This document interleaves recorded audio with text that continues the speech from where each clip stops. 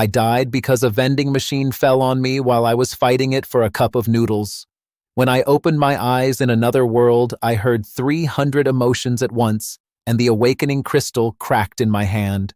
Fear struck first, then surprise, then the sharp little sparks of joy from people who had wanted to see someone fail. I stood on a white platform in a vast stone hall. Hundreds of students filled the seats around me. Blue academy coats covered the benches like rows of calm water, but the feelings beneath them were anything but calm. The body was named Riven. Its memories told me I was 18, poor, and studying at Ashfall Academy on a scholarship that depended on this ceremony. The silver-haired examiner stared at the crack. His name was Tristan. He was the senior combat instructor and the man who controlled student placements. His surprise lasted half a second. Then it became fear. Not fear of me. Fear of the headmaster asking why an expensive crystal had broken during his shift. Tristan hid it quickly and pointed at me. "Do not move. You have awakened an unstable mental class." The hall erupted. I tried to answer, but every voice carried another emotion into my skull. Curiosity pressed against my forehead. Disgust scratched the back of my neck. The excitement of the crowd beat inside my chest like a second heart. Near the front row, a small first-year student began to panic. The broken crystal had thrown a shard toward his face. I caught the shard before it reached him. It cut my fingers instead. The boy stared at the blood. His fear weakened. Mine did not. Someone whispered that my class had attacked the hall. The idea frightened them more than the broken crystal. A tall student rose from the first bench. Golden trim covered his uniform. His name was Dorian, the highest-ranked student in my year and Tristan's favorite candidate for the capital tournament. He smiled as if someone had handed him a stage. "An empath," Dorian said. "A class made for nurses and nervous pets." Laughter rolled across the hall. I felt the emotions behind it. Most students were only relieved that the failure was not theirs. A few enjoyed seeing a scholarship student fall. Dorian's amusement was loud, but beneath it lay a hard knot of anxiety. He needed the top ranking. His family funding depended on it. That did not make him innocent. It only made him easy to understand. Tristan placed his hand over the damaged crystal and sent mana through it. A pale light formed one word above the platform. Empath. No element appeared. No weapon mark followed it. The measuring pillars stayed dark. "No combat function," Tristan announced. "No confirmed spell. No physical enhancement." The crowd became louder with every sentence. My strength was 10. My endurance was 10. My speed was 9. Dorian had awakened with a strength of 36. The rules required Tristan to repeat a mental class test with the dampener locked behind him. I felt his fear every time he looked toward the cabinet. "The rules require a second test," I said. The hall quieted slightly. Tristan's fear sharpened into anger. "Are you instructing me on academy rules?" "I am repeating them." Dorian laughed. He found his first skill, reading. The students laughed again. Dorian opened both hands to the crowd, pleased with himself. He looked like a peacock that had discovered applause. Tristan made his decision before anyone could ask about the dampener. "Riven's combat scholarship is revoked. Until his class is proven safe, he is removed from all training grounds. He will work in the lower beast kennels to repay the crystal." That punishment was not in the rules. The broken crystal was worth 400 gold. My scholarship paid 6 silver a month. At that rate, I could repay it shortly after the sun became cold.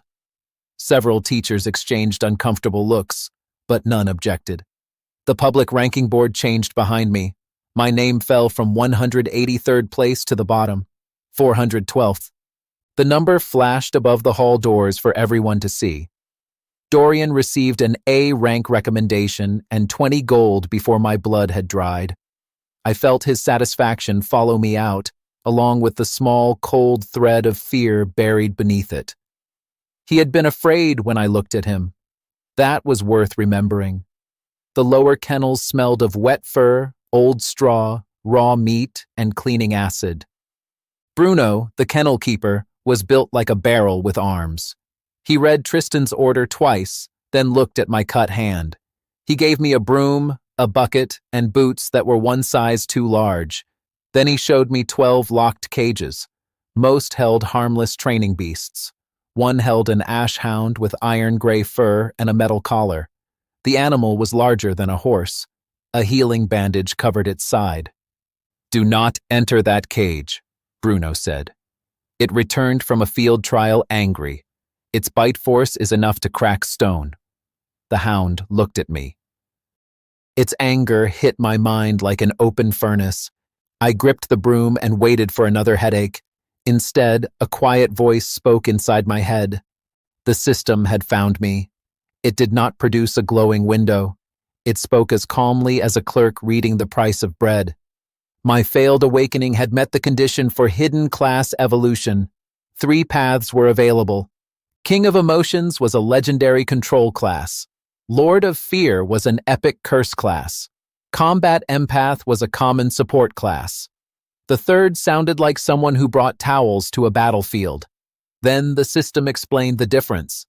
The legendary paths could command a fixed number of targets. Combat Empath had no command spell and no fixed upper limit. It possessed one passive law called emotional conversion. In this world, emotion could affect thought, but it could never become strength, speed, endurance, or mana. My passive broke that rule. Every 10 units of genuine negative emotion could become 1 temporary attribute point for 10 minutes. Emotion aimed directly at me created the cleanest exchange. My starting reservoir held 300 units. If I exceeded it, I would suffer every stored emotion at once. The choice took me less than 5 seconds. "Combat Empath," I said. The ash hound growled. Bruno leaned around the next cage. "Did you say something?" I made a career decision. In this smell, it helped me focus. The academy registry reacted at once. A bell rang above the kennel door. Pale letters appeared on the public board in the corridor. Riven, Combat Empath, F rank. Students returning from dinner laughed because I had evolved into what looked like a worse empath. I knew the truth. The world did not. I turned toward the ash hound. Its rage measured 180 units. I did not know how I knew the number. It was as natural as feeling heat from a stove. I opened the connection. The rage rushed into me. My vision turned red for an instant. I wanted to bite the cage. I wanted to tear the bandage from my side, though my side was not injured. The hound's pain and fury pressed against my identity. Then the system converted the pressure. My strength rose from 10 to 28. The change was immediate. The broom became light in my hand. My heartbeat deepened. The stone floor seemed fragile beneath my boots. I had obtained 18 temporary points from one angry animal. That was the first half of the discovery. The second half arrived when the hound's collar snapped. The beast lunged through the open gate. Bruno shoved a younger worker behind him, but he was too far away to reach the locking lever. 3 students in the corridor screamed and backed into the wall. The hound came straight at me. Its fury was focused entirely on my face. I stepped inside its bite, caught the broken collar, and turned. The beast flew over my shoulder and struck a pile of straw hard enough to shake the wall. Bruno froze with the locking pole above his head. The hound rose again with 120 units of rage and 60 of fear. My strength reached 34 for 3 seconds before the reservoir stopped at its limit. Pain stabbed behind my eyes.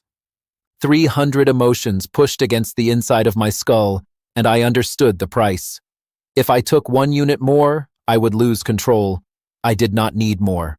I pulled the collar down and held the hound against the straw. Then I noticed the real source of its rage. A black iron thorn had broken beneath the healing bandage. "Bruno," I said, "the wound is infected. There is metal inside it." He recovered first. He approached slowly, removed the bandage, and found the thorn exactly where I had felt the pain. The hound stopped fighting after Bruno pulled it free. Its rage collapsed. My borrowed strength began to fade. One witness ran upstairs. By the time Bruno treated the wound, 30 people had gathered outside the kennel, and rumors claimed I had eaten the hound's rage. Maela arrived with the student council seal on her blue coat. She was the calm woman who had sat beside the platform during the ceremony. Her dark hair was tied behind her neck. Everyone moved aside for her without being asked. Her emotions were difficult to read, not absent, organized. She looked at the repaired collar, the cracked floor, and the blood on my sleeve. "Who witnessed the incident?" she asked.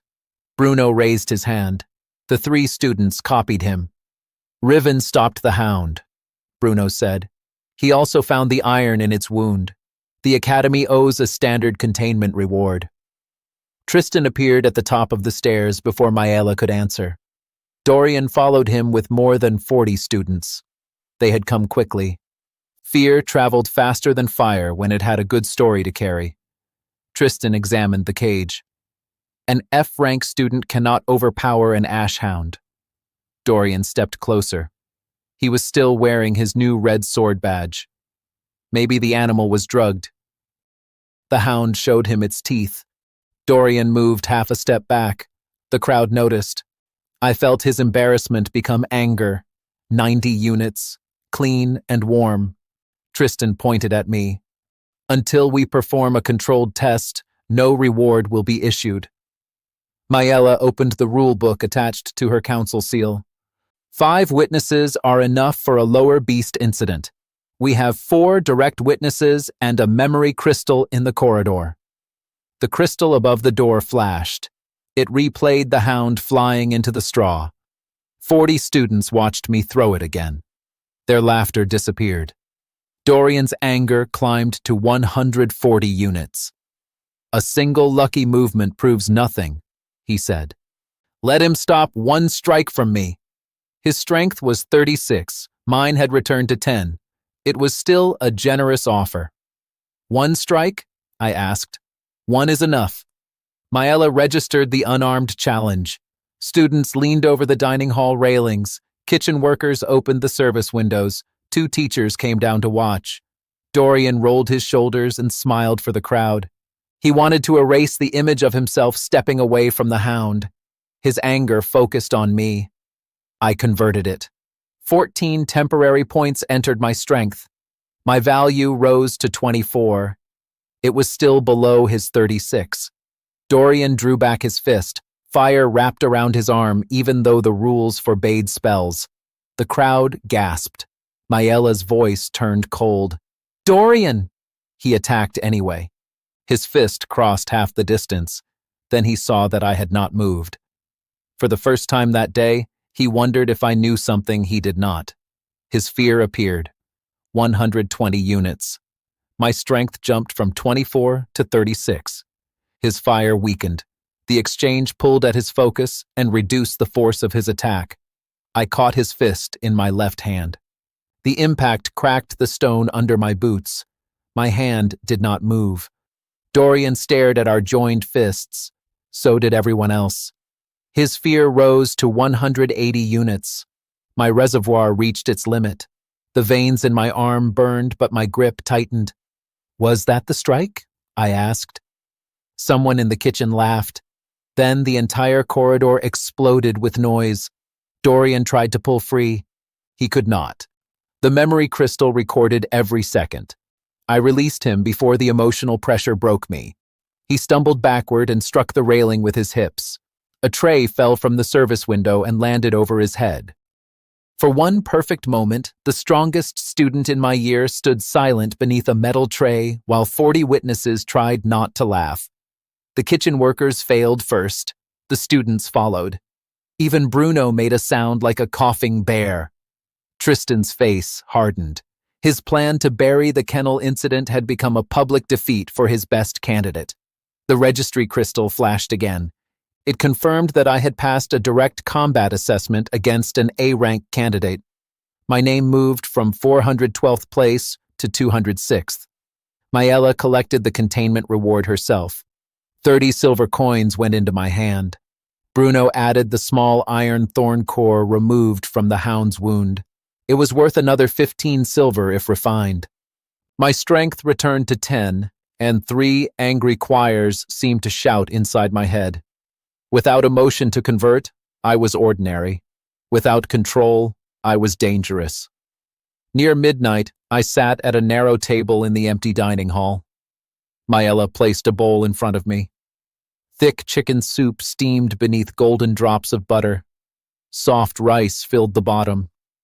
Carrots, green herbs, and pieces of roasted meat made the smell strong enough to defeat the kennel.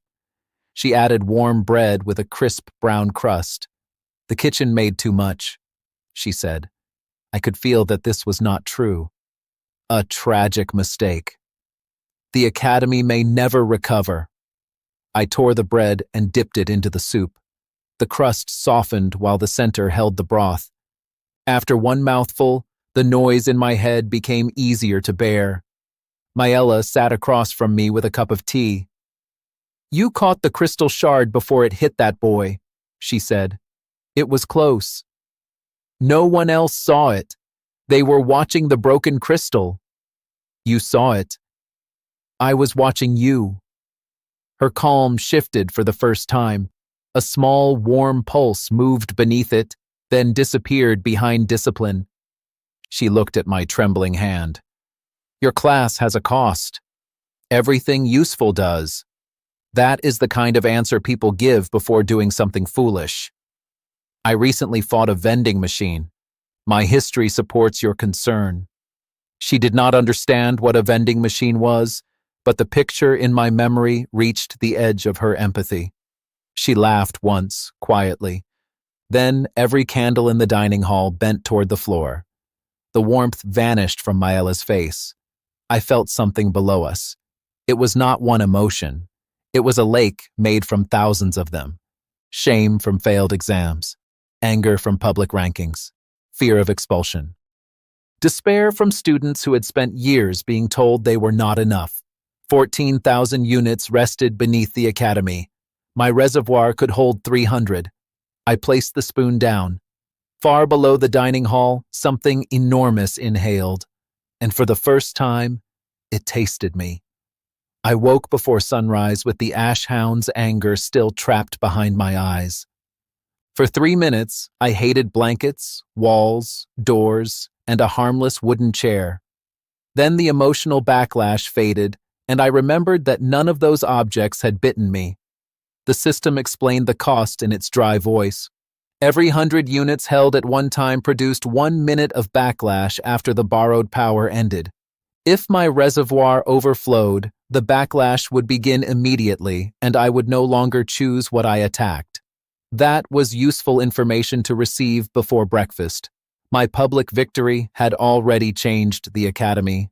Students stopped talking when I passed them, then began whispering the moment I moved on. Half believed I possessed a secret strength skill. The other half believed the ash hound had thrown itself. The memory crystal had shown otherwise, but people treated facts like vegetables. They accepted them only when nothing sweeter was available. Dorian had fallen from first place to third because he used fire during a registered physical challenge.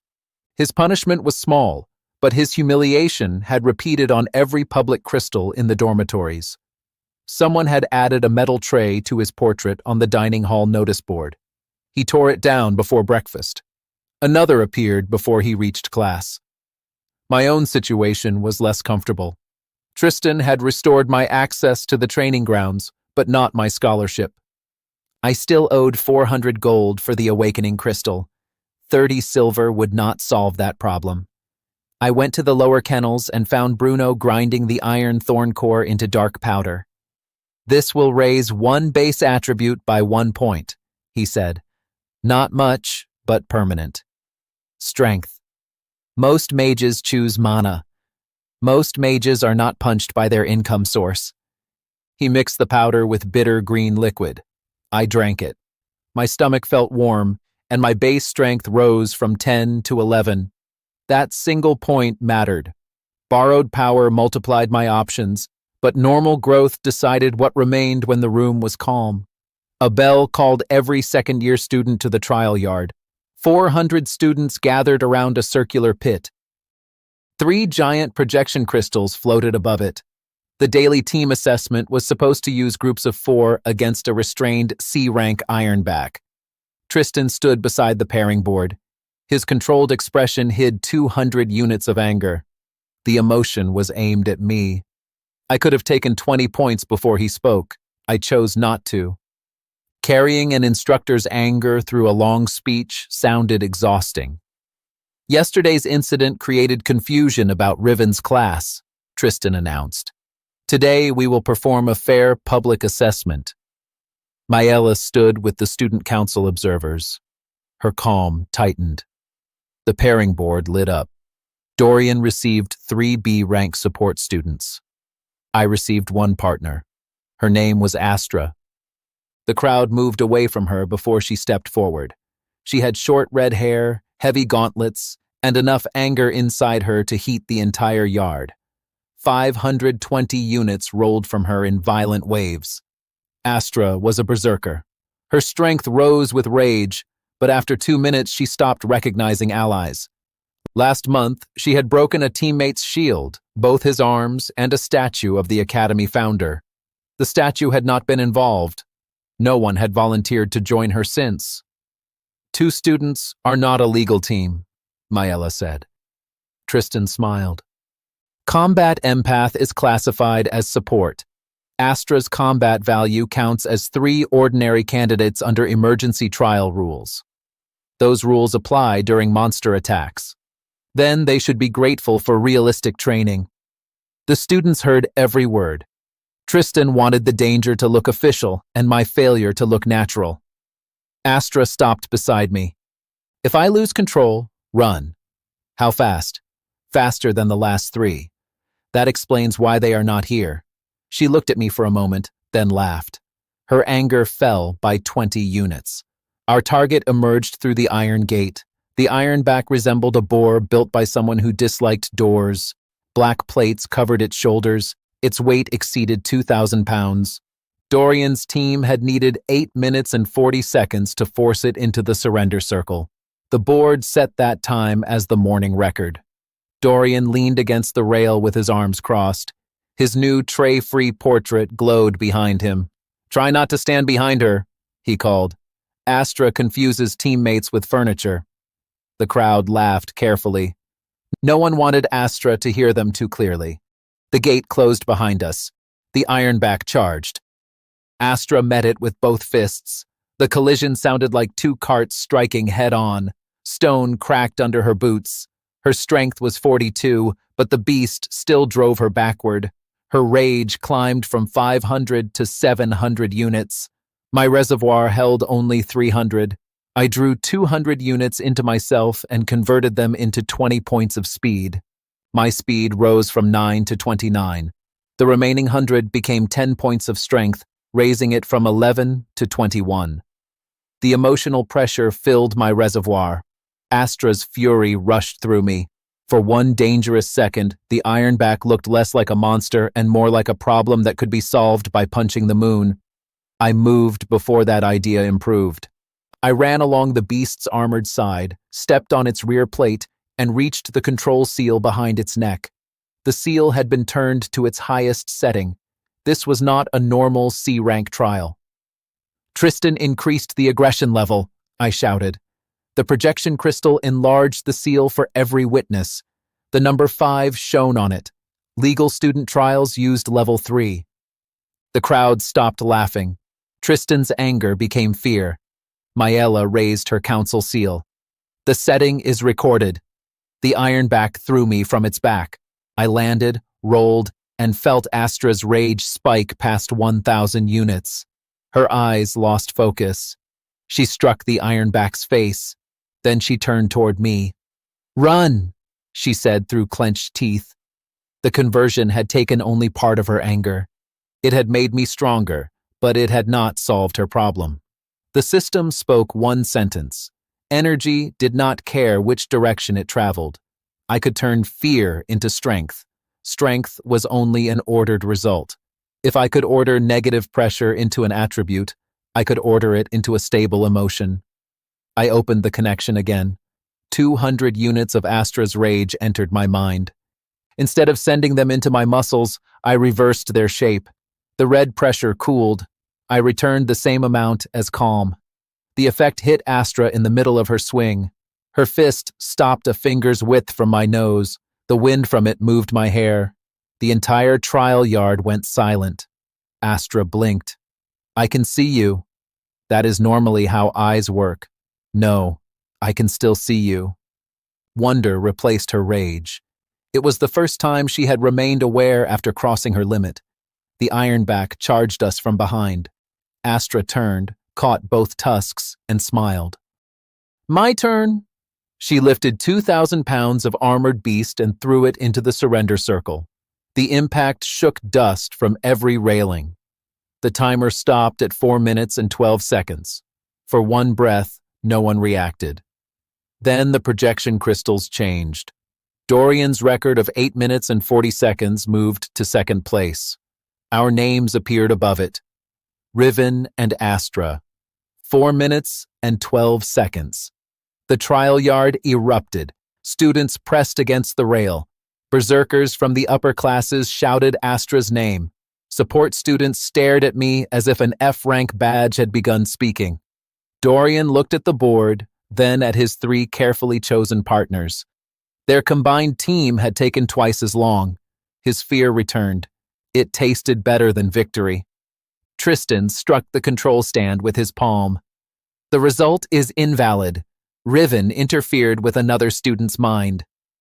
Astra walked to the edge of the pit. He stopped me from breaking his face. That does not make the method legal. It makes his face grateful. Laughter spread through the witnesses.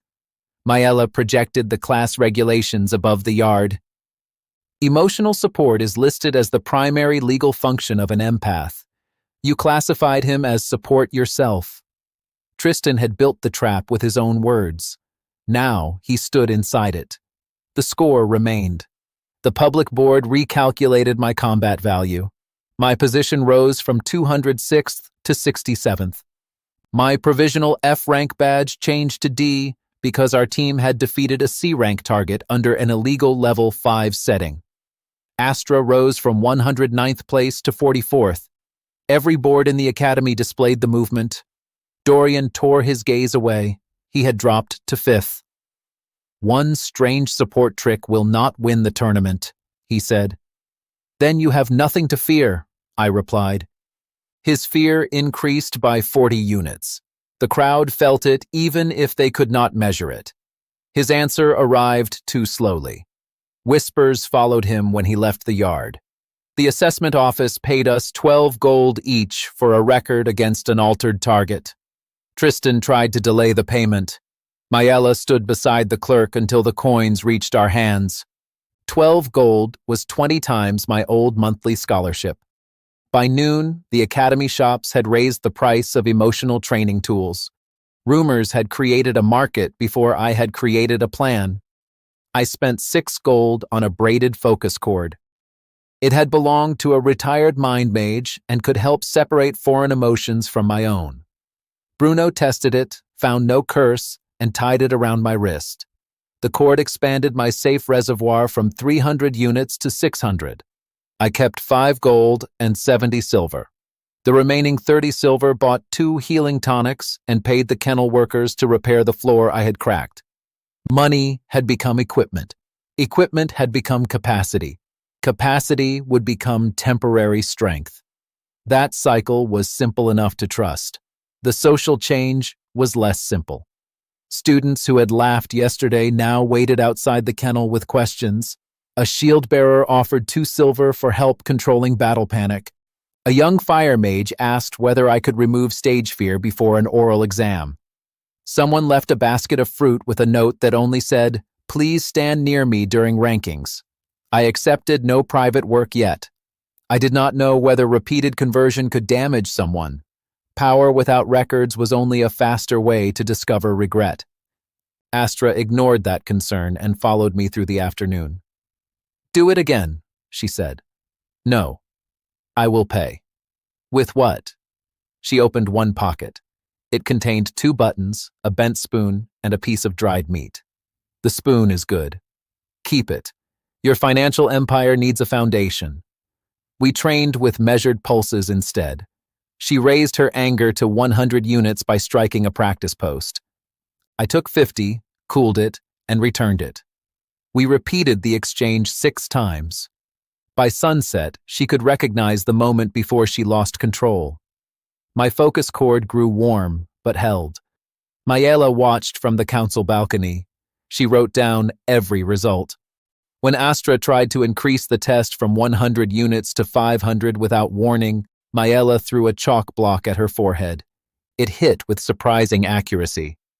The president is violent, Astra said. The president values data, Mayela replied. The data hurt. For the first time since I had awakened, training felt almost normal. That evening, Bruno served dinner in the kennel office because students had filled the dining hall waiting to stare at us. He placed a heavy iron pot on the table. Beef had cooked until it broke beneath the spoon. Potatoes had absorbed the dark sauce.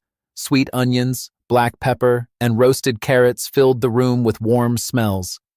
Astra ate 1 bowl before Mayela finished pouring tea. She ate a second while Bruno cut the bread. When she reached for a third, he moved the pot closer to himself. There are 4 people at this table. I am emotionally recovering. Your emotions have teeth. Mayela placed a small apple tart beside my bowl. The crust was thin and crisp. Warm fruit and cinnamon filled the center.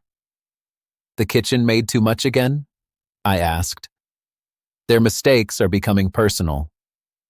Her amusement was quiet, but I could feel it. I also felt the concern she hid whenever she looked at the focus cord. You carried 600 units today, she said. What happens at 601? Nothing good. A precise answer. I become imprecise. I explained the backlash. Astra stopped eating for 3 full seconds. So when you calmed me, you felt my rage? Only the part I moved. Her fingers tightened around the spoon. Next time, take less. That was the first gentle emotion I had felt from her. It was awkward and solid, like a chair made by a blacksmith. Next time, warn me before 500, I said. She nodded and returned to the stew. The candles bent toward the floor again. This time, the movement was stronger. My focus cord tightened around my wrist. I felt lines beneath the academy. Thin channels ran from the dormitories, classrooms, trial yards, and ranking hall. They carried emotional residue downward like pipes carrying rain. The academy had not been built over the lake of despair. It had been built to fill it. Astra's remaining anger moved toward the stone floor. She grabbed the edge of the table. Something is pulling it out of me.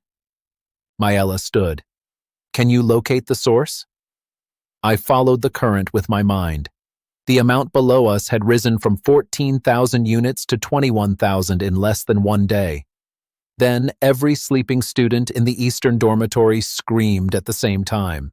Far beneath our feet, a second heartbeat began.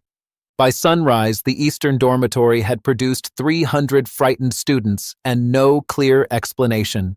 Every victim had dreamed of failing in front of a crowd. Some had seen their families turn away. Others had watched their names vanish from the ranking board. When they woke, their fear was weaker than it should have been, as if something had eaten the strongest part. Mayela closed the dormitory channels using the student council seal. The action slowed the flow below us, but it did not stop it. The hidden system reached every major building. Tristan called the event a shared nightmare caused by tournament stress. That explanation comforted no one. It did, however, protect the tournament schedule. Thousands of visitors had already arrived. Merchants filled the outer road. Capital Scouts occupied the best seats. The academy would rather fight an underground nightmare than return ticket money. The first matches began at noon. Before entering the arena, I spent 4 of my remaining gold on 2 basic training cores. One raised my strength from 11 to 13. The other raised my endurance from 10 to 12. My D rank promotion added 1 point to every base attribute after the academy pillars adjusted my body. My strength became 14. My endurance became 13. My speed became 10. Those numbers were still below every seeded fighter, but they belonged to me. No one could become calm and take them away. My focus cord held 600 emotional units. At full conversion, it could provide 60 temporary points divided among my attributes for 10 minutes. At full backlash, I would spend 6 minutes experiencing the worst mood in the building. I planned to win before that part. The arena held 8,000 people. 4 giant crystals carried every match to the city squares. My name appeared in the first bracket against a B-rank spear fighter. The crowd expected me to lose. Expectation was not an emotion. Their fear that I might be injured was. I collected 100 units from the nearest seats and placed 10 points into speed. The spear fighter rushed me with a measured value of 32. I moved at 20, slipped past his first thrust, and touched the surrender seal on his back. The match ended in 11 seconds. The audience stared. Then, the city crystals repeated the movement at half speed. My opponent turned to watch himself miss me twice. "That looked faster from inside," he said. The line made the audience laugh, and he bowed without bitterness. My second opponent was a stone mage who filled half the ring with walls. The trapped spectators became afraid when the walls tilted toward them. I converted 200 units into endurance, ran through falling stone, and broke the mage's focus staff with my shoulder. The public board moved me from 67th place to 23rd. Bookmakers changed my odds. A victory that had paid 20 silver in the morning paid only 3 by lunch. I had become expensive to doubt. My third match placed me against Dorian. The arena reacted before either of us moved. Students raised metal trays above their heads. Someone in the city square had begun selling small tray-shaped badges. Dorian saw them on the projection crystal. His face stayed still. His fear did not. 300 units struck my senses at once. "You arranged this," he said. "I have been busy cleaning cages. My family is watching."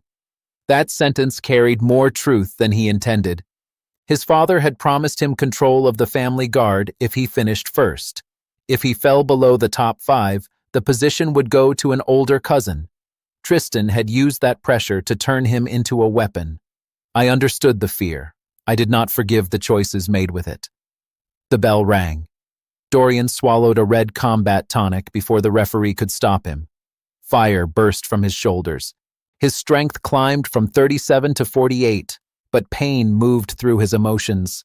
The tonic was damaging him. Tristan watched from the control balcony without surprise. Dorian attacked with a blade of compressed flame. I converted 300 units of his fear. 15 points went into speed and 15 into endurance. The blade struck my forearm. Heat burned through my sleeve, but my enhanced body held. I stepped close enough that his sword became awkward. His fear rose. "You knew about the tonic," I said. "Shut up." "Tristan gave it to you." The projection crystals carried every word. Tristan stood. Dorian swung again. I caught his wrist. The emotional exchange pulled at his focus.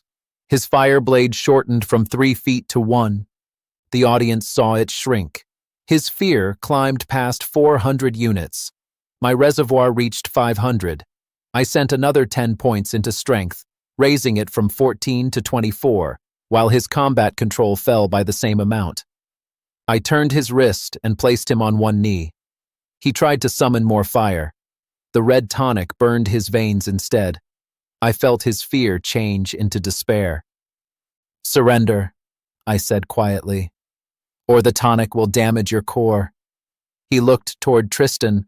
The instructor made a small downward gesture. "Continue." 8,000 witnesses saw it on the enlarged crystal. Dorian finally understood which of them was considered disposable.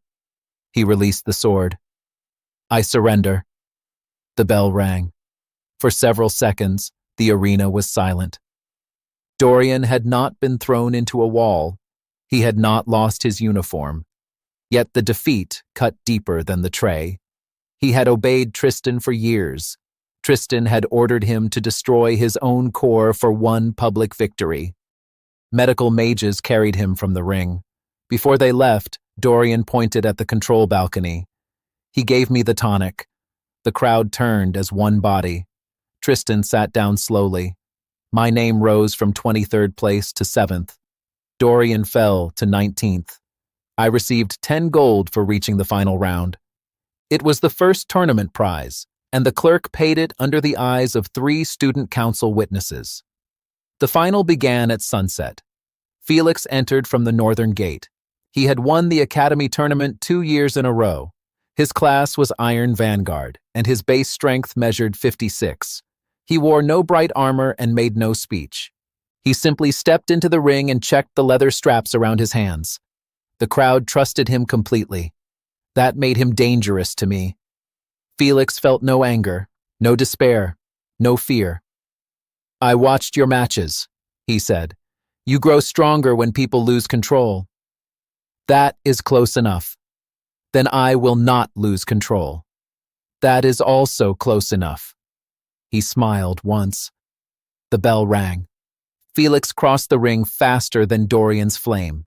His first punch struck my raised arms and lifted me from the floor. I hit the boundary wall hard enough to crack it. The audience gasped. Their fear for me filled the nearest stands. It was not directed against me, so the conversion was less efficient. I drew 270 units and gained 27 points of strength. My value rose from 14 to 41. Felix attacked again. I met his fist with mine. The collision pushed us both backward. The arena became silent. Felix looked at the line his boots had carved into the stone. Surprise appeared, but not fear. He changed his stance. His next 6 attacks struck my shoulders, ribs, and guard. I used the remaining room in my reservoir to raise endurance. Every impact hurt. Borrowed numbers protected bone, not pride. I landed one blow against his chest. It sounded like a hammer striking a gate. Felix did not move. "Your power lasts 10 minutes, he said. He had measured the earlier matches. 9 now, I answered. Then I can wait. He began fighting defensively. He gave me no anger and no opening. The crowd's fear weakened as they saw his plan. My supply slowed. For the first time, I faced the true weakness of my class. A calm enemy could starve me. 3 minutes passed, then 4. Felix blocked every attack. His confidence became heavier. My stored emotions began to decay. My strength fell from 41 to 38. The audience noticed the change. Tristan did too. He touched something beneath the control table. A cold pulse crossed the ring. My focus cord tightened. 100 stored units vanished from my reservoir. My strength dropped to 28. Felix struck my chest and sent me across the floor. The crowd shouted. Maela rose from the council section. An external suppression seal activated. Tristan spread his hands. A natural arena fluctuation. Another pulse came. I followed the emotional current instead of the mana. The stolen pressure did not disappear. It ran through a narrow channel beneath the floor toward the control balcony. The same kind of channel fed the thing below the academy. I drove my fist into the ring. Stone broke. A black metal line appeared beneath it, pulsing with the emotions taken from me. The projection crystal focused on the line. It followed the channel across the arena and up the wall. It ended beneath Tristan's right hand. 8,000 faces turned toward him. The city crystals showed his hand in perfect detail. Tristan pulled it away. Too late. Maela activated the arena record. His mana signature shone on the illegal seal. The same signature had set the Ironback trial to level 5. The audience's shock became anger. Thousands of units crashed against my senses, but they were aimed at Tristan, not me. I could not use them well. I did not need to. The arena ward judged interference automatically. Silver bands wrapped around Tristan's wrists and pulled him against the control table. His chair collapsed beneath him. The senior instructor disappeared behind the balcony rail with only his boots visible. The students who had once laughed at me now laughed at him. Myela's voice carried across every crystal. Tristan is suspended pending an investigation into trial manipulation and illegal emotional collection. His name vanished from the staff board. The anger of the crowd shifted into relief. Felix looked at the exposed channel, then at me. "Do you need time?" he asked. "The rules allow 3 minutes after interference." I asked what you need. He was not Dorian. He wanted to defeat my best, not survive my worst. 1 minute, I said. The audience began to chant my name while the seal was removed. Excitement carried no power for me, but beneath it lay fear that the match would end unfairly. I gathered 270 fresh units and restored my strength to 41. The bell rang again. Felix rushed forward with his strongest technique. Mana compressed through his entire body into one straight strike. The measured force exceeded 70 points. I did not dodge. I placed every remaining unit into endurance and caught his fist against my chest. The stone ring broke beneath us. Pain flashed white through my body. My ribs bent but held. Felix's eyes widened. For the first time, the champion wondered whether his strongest attack had failed. Fear entered him. 180 units. The direct link formed at once. His strength fell from 56 to 38. Mine rose from 41 to 59. Felix felt the loss. He looked at his arm as if it belonged to someone else. The audience saw the measurement pillars change. 56 became 38. 41 became 59. The champion's fear had crossed the ring and changed sides. I struck once. Felix flew backward, crossed the surrender line, and landed on both feet outside the ring. He remained standing, but the match crystal had already turned gold. For half a second, no one made a sound. Then the arena became a storm. Students climbed onto benches, merchants threw paper into the air. The public ranking board erased my old position and placed my name first. Dorian watched from the medical section. He did not cheer, but he nodded once. Felix returned to the center and raised my hand himself. "Now I am afraid of the rematch," he said. The crystals carried the line through the city. My strength rose by 1 more point. That made him laugh. The tournament office awarded me 100 gold, a C-rank combat license, and access to the Academy Core Vault. My focus cord was replaced with a silver mind band worth 80 gold. It doubled my reservoir from 600 units to 1,200. My status had moved from dangerous failure to Academy champion in 3 days. My permanent strength was still 14. That difference kept the applause from entering my head. After dark, Myela, Astra, Felix, and I ate at the market outside the southern gate. Oil lamps shone over wooden stalls.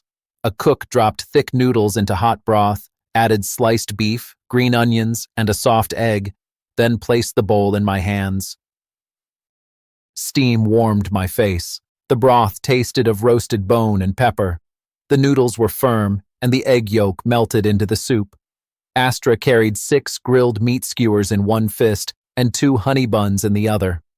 "I supported the champion," she said when Felix looked at the empty tray. "You shouted, hit the railing, and ate his food," Myela said. "Strong support." Felix touched the bruise on his chest. I felt supported from across the arena. People recognized us wherever we moved. Children copied my final stance. Shopkeepers refused payment for small dishes, then asked us to stand beneath their signs for a memory crystal. Rumor had turned into reputation. Reputation had become free dumplings. It was the first economy I had understood immediately. Myela and I walked behind the others when we returned to the gate. She carried a paper cup of hot tea. I held a bag of roasted chestnuts. "You could have taken more fear from the crowd," she said. "It was not aimed at me. The waste would have been dangerous. You stopped even when you might have become stronger. A larger number is not useful if I forget who owns it."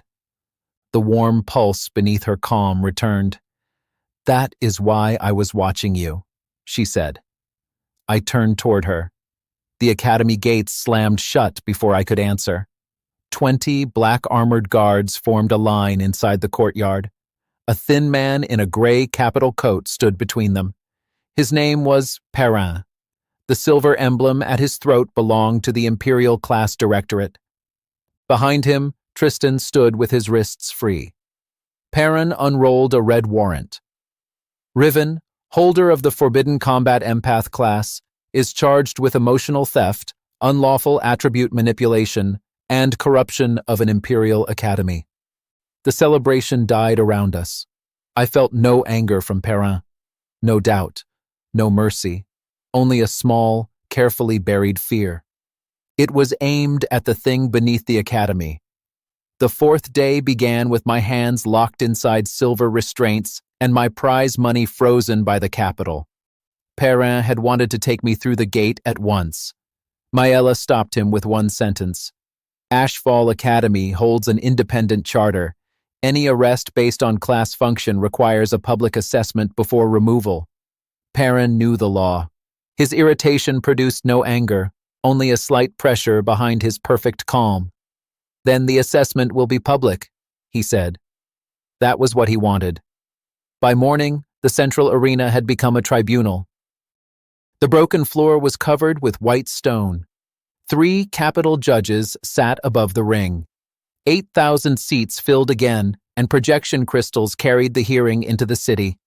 My victory money rested in a sealed chest beside Perrin. 111 gold and 70 silver waited inside. If I failed, the directorate would take it as evidence gained through an illegal class. If I succeeded, Imperial assessment law required 300 gold in compensation and immediate recognition of my class. Perrin had chosen the largest public stage because he expected a clean execution of my reputation. I had learned to appreciate confident people. They supplied witnesses and energy at the same time. Before the hearing, Felix brought 2 C-rank cores from the Academy vault. My tournament victory allowed me to use them. One increased my strength from 14 to 16. The other raised my endurance from 13 to 15. My silver mind band held 1,200 emotional units. I had not filled it. Entering a legal hearing with a reservoir full of stolen panic would support Perrin's accusation more than my defense. Maella stood beside me as student council representative. Astra sat behind the barrier with both hands on the rail. Bruno occupied the front row in his cleanest kennel coat. Dorian arrived from the medical wing with red marks still visible along his arms. The crowd's feelings washed over me. Concern, curiosity, anger at Tristan, fear of the Capitol guards. I left them untouched. Perrin entered the ring. "Empaths may sense emotion," he announced. "They may reduce panic with consent. They may not remove emotional energy, convert it into attributes, or weaken another citizen through an emotional link." That was true. The law had been written because no one believed the last 3 actions were possible. Riven admitted to increasing his strength with emotions taken from students and opponents. During the final, Felix lost 18 strength at the moment Riven gained 18. That is theft. The measurement replay appeared above us. 56 became 38. 41 became 59. The audience murmured. Perrin turned toward me. "Do you deny the exchange?" "No." The crowd reacted sharply. Maella did not move. "Did Felix consent before you took his fear?" "He entered a registered combat match. His class converted physical impact into armor without asking my fist. Mine converted directed emotion into strength." Some students laughed. One capital judge hid a smile. Perrin remained calm. "A fist is not part of a person's mind. Neither is a flame, but Dorian's class turned his mana into one. You also changed Astra's emotional state." Astra stood. "He stopped me from killing an Ironback, 3 spectators, and possibly a wall." "Did you give prior consent?" Perrin asked. "I told him to run. That is not consent." "It was not my best plan." The audience laughed again, but Perrin had found the weak point. Saving Astra had been necessary. It had not been controlled or agreed in advance. Maella raised a written statement. Astra gave full consent after the emergency. 6 later exchanges were voluntary and recorded. After, Perrin repeated. The Directorate does not judge whether Riven's intentions are kind. We judge whether his class can be controlled. He lifted a black metal collar. Fear moved through Tristan in the witness section. 400 units. Perrin's hidden fear also sharpened. The collar belonged to the system under the Academy. I recognized the emotional current inside it. Perrin displayed the assessment contract. I would enter a suppression field wearing the collar. An emotionless Imperial Guardian would attack for 5 minutes. If I survived without drawing from a non-consenting target, my class would receive legal status. If I refused, the warrant would stand. The Guardian's maximum strength? I asked. 80. The crowd protested. My base strength was 16. Perrin looked toward the judges.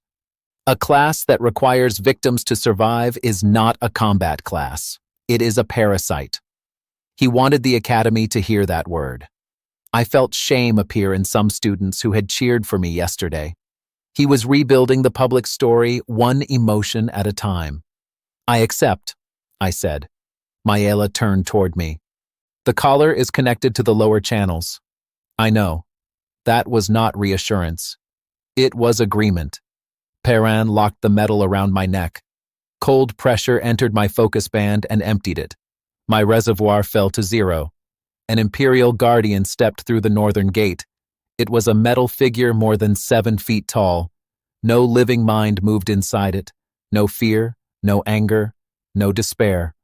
For my class, it was a walking desert. The suppression barrier rose around us. The bell rang. The Guardian's first blow broke my left arm. Pain dropped me to one knee.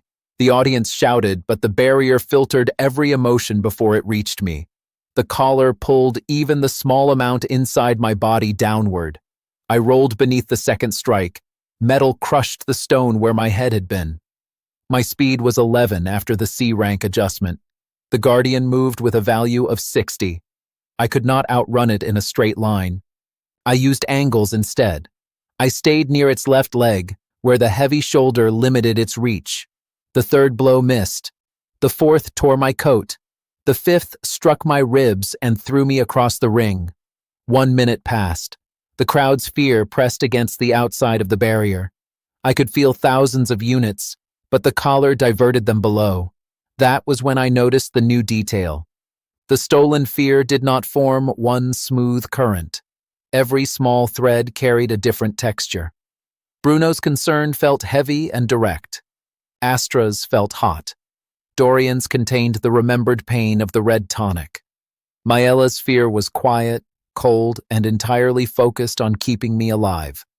Emotion kept the imprint of its owner. The channels beneath the arena held millions of such marks. They were evidence. The Guardian charged again. I let it strike the collar with the edge of its hand. Black metal rang. The impact twisted the locking plate and sent pain through my neck, but one part of the emotional current leaked backward. I followed it. The fresh fear from the audience joined older currents beneath the Western judges. Hundreds belonged to students who had left the academy years ago. One signature appeared on every control seal. Perrin. The system has been collecting emotions under his authority, I shouted. Perrin did not look at the floor. He looked at Tristan. That glance gave Maella the location. She struck the Western judge's platform with her council seal. A map of the academy channels appeared above the arena. Perrin's silver signature marked each annual authorization. The crowd saw 12 dates, 12 years of collection. Perrin raised his hand. Fabricated through mental interference. The Guardian changed its stance, its maximum setting unlocked. Strength rose from 80 to 120. The assessment contract allowed 80. All 3 capital judges stood. Stop the Guardian, one ordered. Perrin closed his hand. The machine attacked. Astra hit the barrier with both gauntlets. Felix joined her. The wall held. The Guardian's fist descended toward my skull. I moved half a step and let it strike the exact place where the emotional channel crossed the ring. The floor collapsed. The Guardian and I fell into darkness. Gasps followed us through the opening. Projection lights turned downward. I landed on a metal walkway, rolled over my broken arm, and nearly lost consciousness. The Guardian landed beside me. Then something in the chamber screamed. Chains covered the walls. At their center sat a woman with black horns and silver eyes. Pale lines ran from her chest into hundreds of glass vessels. Every vessel contained moving light. Jessa. The system identified her as a demon, but she felt nothing. No hatred, no fear, no hope. The channels had not used her to create emotion. They had used her to separate and store it. The Guardian raised its fist. Jessa looked at me without expression. You will die in 3 seconds. Useful estimate. I put my good hand against the nearest glass vessel. It held 200 units of Maella's fear from the last minute. The owner's imprint was unmistakable. I drew the energy through the damaged collar. Perrin had collected it without consent. Returning it through conversion did not require his permission. 20 points entered my speed. The Guardian missed. I crossed the chamber and touched a second vessel. Astra's anger gave me 30 points of strength. Felix's concern gave me 20 points of endurance. The tribunal crystals displayed every vessel and every name recorded in its imprint. Students began shouting as they recognized themselves. Perrin's perfect calm broke. His fear rose to 800 units. It was directed at me. The suppression barrier could block the audience. It could not block the man controlling it from the same emotional system. I opened the direct link. 80 temporary points rushed into my strength. My value rose from 16 to 96. Perrin's control fell by the same pressure. His hand shook above the command seal. The Guardian attacked once more. I caught its metal fist with my unbroken hand. The walkway bent beneath my feet. Above us, 8,000 witnesses watched the strength pillar reach 96. I pulled the Guardian forward and drove it headfirst into the storage wall. Glass vessels remained protected by their wards. The Guardian did not. Its body folded around a support beam like an empty suit of armor. The suppression barrier vanished. Astra jumped through the hole first. Maella followed on a levitation platform with the 3 judges. Capitol guards surrounded Perrin, but they no longer knew which order was legal. Perrin pointed at Jessa. That demon created the contamination. Destroy her. Jessa did not react. She had no fear of death because fear had been removed from her for 12 years. I took 30 units of Perrin's stolen fear, cooled its pressure, and changed its direction. Then I placed my hand against one of Jessa's chains. This may feel strange, I said. I feel nothing. That is the strange part. I gave her 30 units of courage. Jessa's silver eyes widened. Her first human feeling moved through the chamber like a small, clear bell. She looked at the chains. Then she looked at Perrin. I do not want to die, she said. The statement was simple. The reaction was not. Students rose throughout the arena. Astra broke the first chain. Felix broke the second. The Capitol judges ordered the guards to protect Jessa as a material witness. Perrin stepped backward. Maella held up the assessment contract. The Guardian exceeded its legal maximum. The emotional collection system bears Perrin's signature. The accused survived without drawing from a non-consenting citizen. All energy used in the chamber had already been taken illegally. Perrin tried to leave. The tribunal ward closed around his ankles. His knees struck the white stone in front of the entire arena. 3 days earlier, I had been publicly sent to clean cages. Now the Capitol official who called me a parasite knelt beneath the projection crystals while a freed demon testified against him. The public board restored my name. My class received a B-rank license. My position remained first. A new title appeared beside it in the Academy record. Guardian candidate. The sealed chest opened. My 111 gold and 70 silver returned. The treasury added 300 gold in compensation. Jessa gave me the clear focus crystal that had rested over her heart. It was not part of her body. It was the device used to divide the stolen emotions. Once Bruno confirmed that removing it caused no harm, I fitted it into my silver band. My safe reservoir increased from 1,200 to 2,400 units. Power, resources, and status had risen again. My left arm was still broken. The healing mage placed it in a blue support brace and ordered me not to punch anything for one day.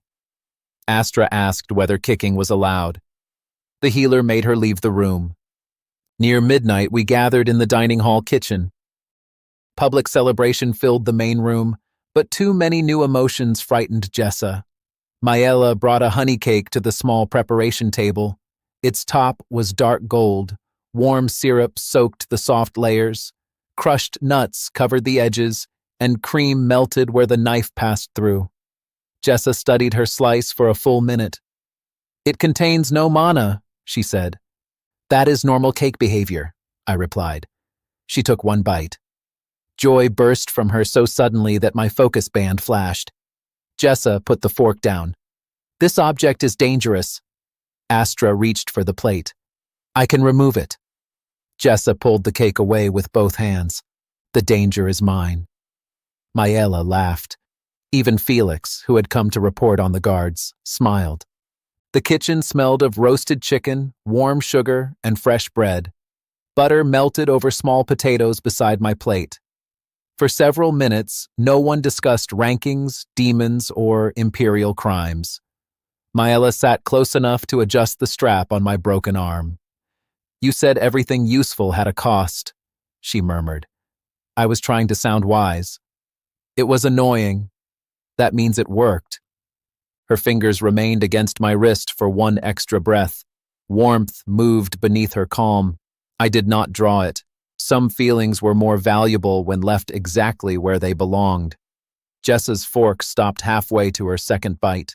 Every channel below the academy went silent. Perrin's fear surged from the guarded room across the courtyard. Jessa stood so quickly that her chair fell.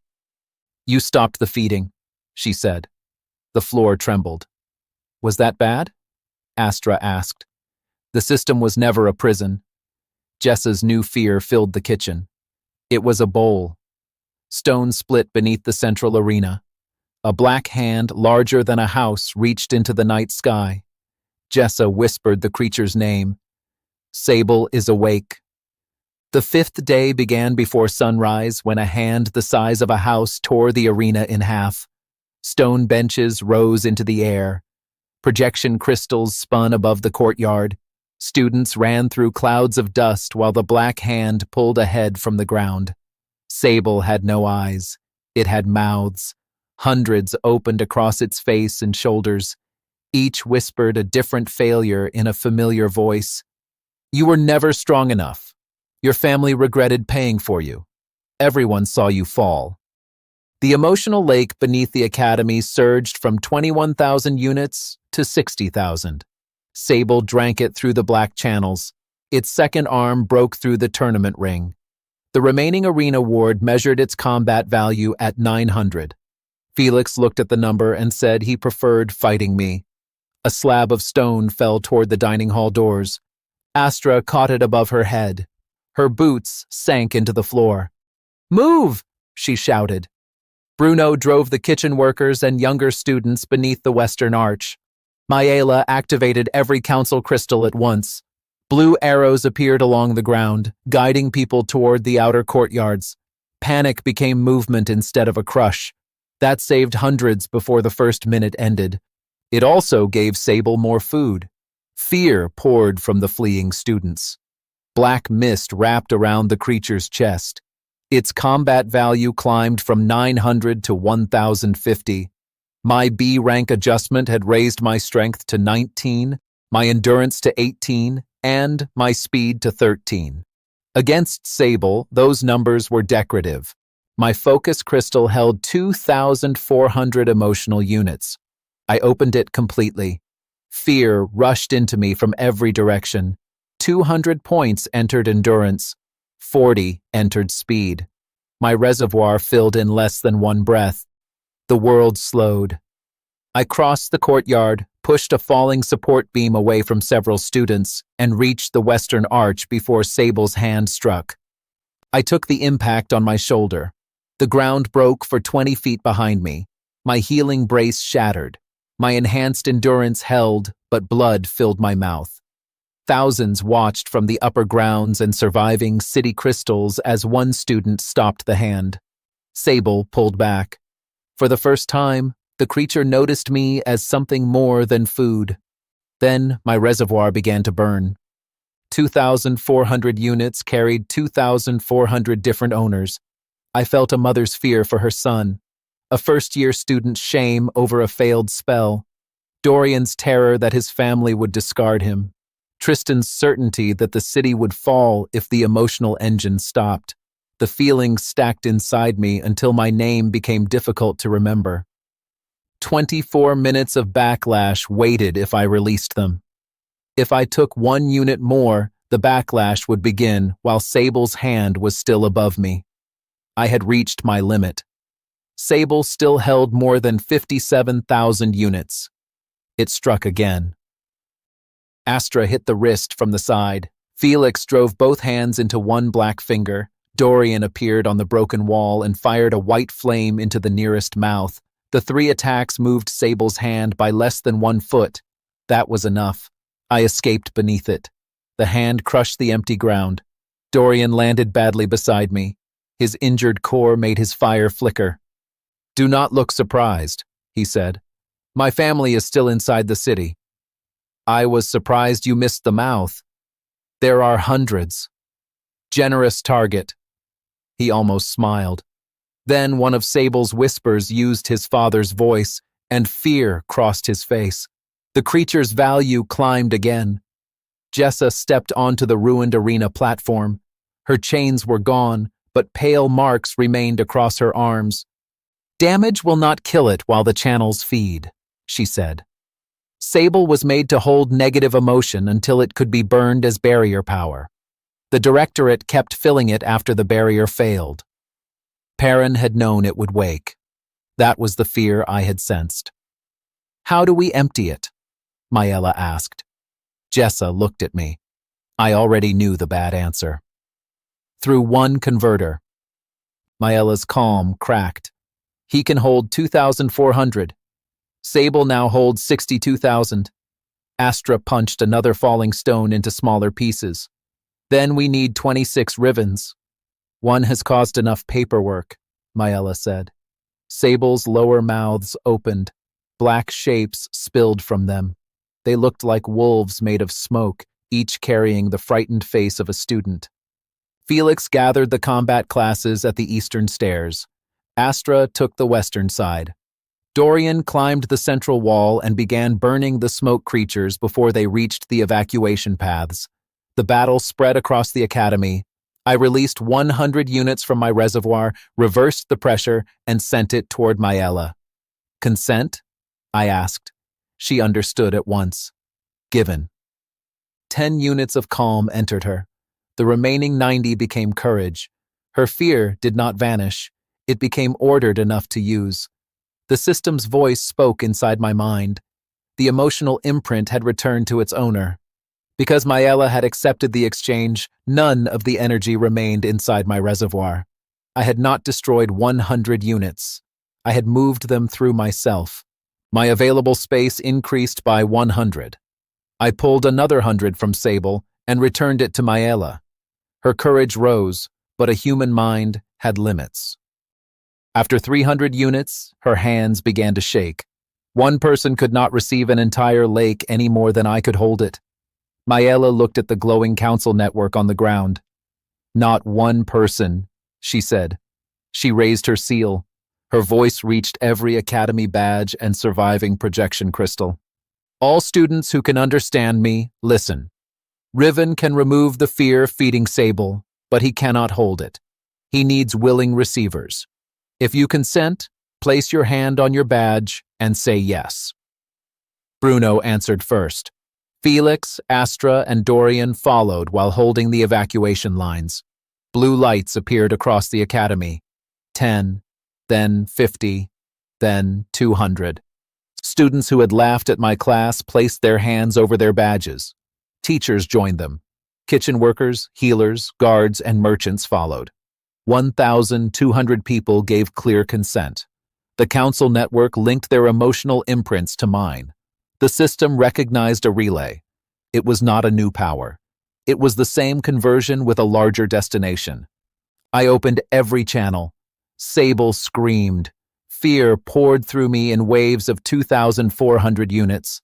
I reversed each wave and divided it among the network. Every participant received 50 units of courage in total. No one carried enough to lose control. No unit remained inside me longer than a heartbeat. The first waves emptied a row of mouths, made Sable's left arm transparent, and dropped its combat value below 800. The public measurement pillar counted downward while the entire academy watched. 750 became 620, then 500. Each falling number changed the crowd. Students stopped running. Shield classes formed lines. Water mages extinguished fires. Healers crossed open ground without freezing. Fear had become courage, and courage had become action. The smoke wolves weakened. Felix pushed them back while Astra used one to strike two others. "This class is useful," she shouted. The sentence reached a projection crystal. Someone in the city square answered, "We noticed." Even during the end of the academy, the crowd found time to laugh. Sable did not. It closed every mouth at once and changed the channels. The next wave did not contain simple fear. It carried memories. I saw the awakening hall again. The crystal broke in my hand. 400 students laughed. Tristan removed my name from the ranking board. Then the memory changed. Maela turned away. Astra attacked me. Bruno closed the kennel door. Everyone I had helped looked at me as if Perrin had been right. Parasite. The word came from all of them. I knew the scene was false, but my body reacted. The relay shook. For one terrible second, I was beneath a vending machine again while metal fell toward my face. Maybe both lives had been jokes. Maybe I was only the final person to understand them. The thought was not mine. That fact saved me. I searched the relay for an emotion whose imprint I knew better than any other. Maela's calm was still there, not cold, not empty, built one careful choice at a time. She stepped through the battle and caught my face between her hands. "Riven," she said. I heard her through 12 years of whispers. "You caught the crystal before it hit that boy. You freed the hound because it was hurt. You stopped Astra when everyone else ran. Those choices belong to you. Sable cannot rewrite them." The false memories cracked. I remembered my name. I remembered why I had chosen the supposedly worst class. It had no fixed upper limit. Neither did a connection freely given. I pushed the next wave through. 20,000 units left Sable in less than 1 minute. Its combat value fell from 500 to 240. The remaining mouths began to bite the black channels, trying to stop the flow. Jessa ran toward the central control vessel. Perrin shouted from behind the guard barrier, "Do not break it! The stored pressure will destroy the city ward." Jessa looked at him. Fear moved through her, but the 30 units of courage I had given her remained part of her own emotional pattern. "You taught me to feel nothing," she said. "Riven taught me that fear can move." She pulled the focus crystal from the control vessel. The final academy channel broke. Sable's lower body collapsed. Its arms became thin black smoke. Only a dense core remained above the arena, surrounded by a creature 20 feet tall. Its combat value stopped at 319. Sable looked at me with the single eye that opened above its mouths. It had fed on helpless people for 12 years. Now 1,200 of those people stood without feeding it.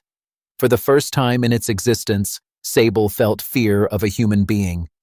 3,000 units struck the direct link. My focus crystal could hold only 2,400. Maela and the council network accepted the 600 overflow. The entire amount converted before the link could break. 300 temporary points entered my strength. My base value of 19 became 319. Sable lost the same pressure. Its value fell from 319 to 19. The two numbers appeared side by side above the ruined arena. The crowd understood before I moved. Sable tried to retreat into the ground. Astra caught one fading arm. Felix caught the other. Dorian burned the last black channel. Jessa pointed at the core inside its chest.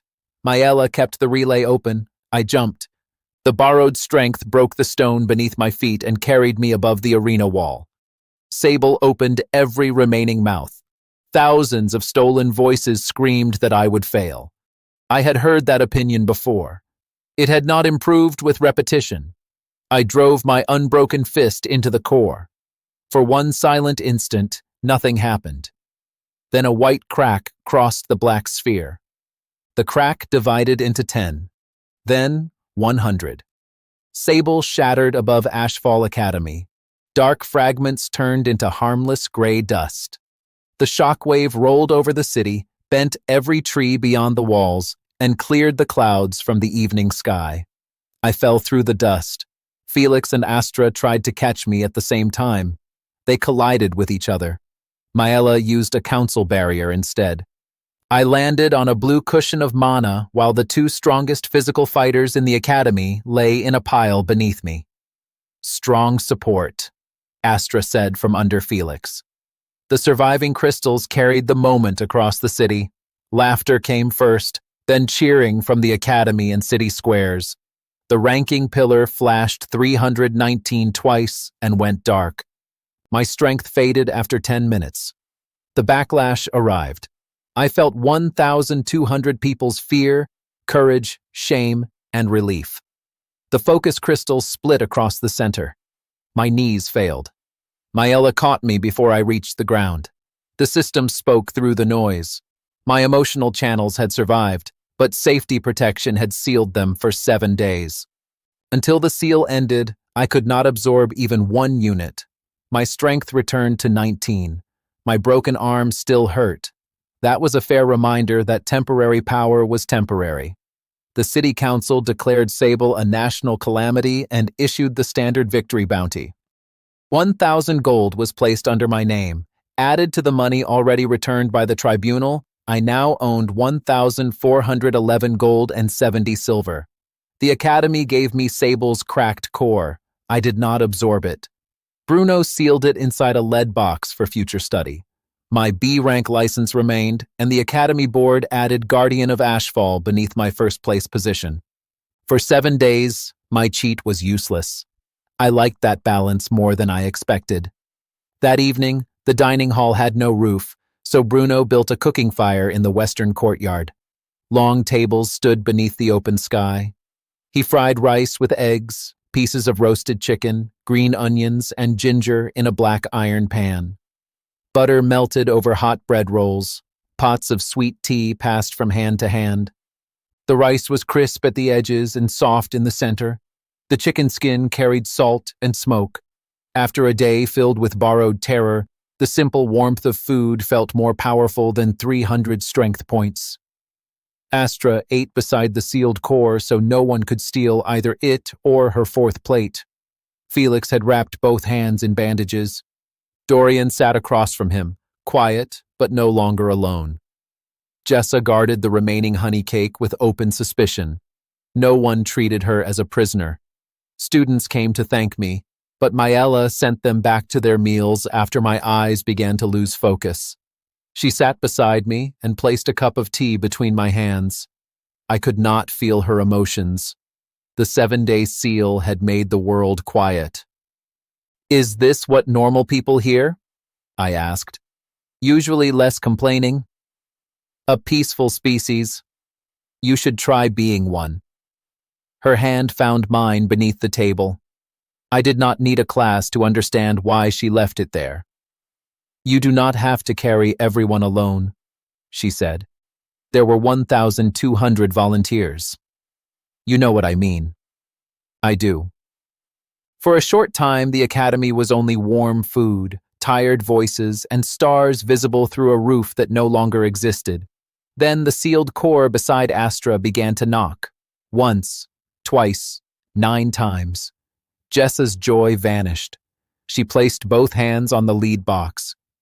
The system broke through my 7-day silence with an emergency message. 10 Imperial emotional reservoirs had existed. 1 had been destroyed. The other 9 had awakened. The nearest was less than 3 days away.